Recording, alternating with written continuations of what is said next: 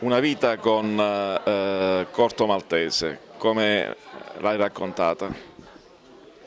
L'ho raccontata cercando di cogliere la complessità del personaggio. Corto Maltese è davvero un personaggio molto complesso, perché è un personaggio che ama la diversità della vita, ama conoscere i segreti e i misteri della vita, senza alcun tipo di pregiudizio, senza porsi come giudice di niente e di nessuno. Lui ama conoscere la diversità delle persone, la diversità delle culture, la diversità degli usi dei popoli e delle persone che incontra, e si pone proprio in termini di studioso, di persona che accoglie le diversità per riuscire a capire se stesso e il mondo. La Repubblica sono le pagine su cui per tutti questi anni ci hai raccontato del fumetto italiano e non solo.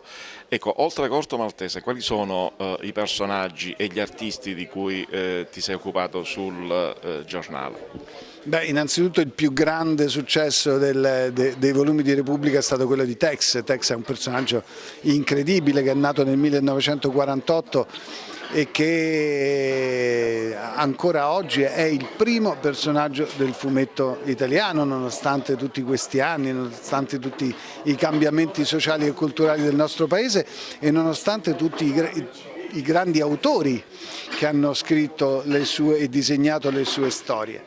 E poi ovviamente tanti altri personaggi ed autori, non solo quelli popolari, non solo Corto Maltese, ma Zagor, Martin Mister, Dylan Dog e poi tutti quelli del classici dei fumetti. Io credo che quello che ha fatto Repubblica in questi anni con tutti i suoi volumi è stato proprio quello di far capire come il fumetto sia un linguaggio assolutamente adulto, una grande letteratura con grandi personaggi e con grandi autori che davvero ci può riempire la vita.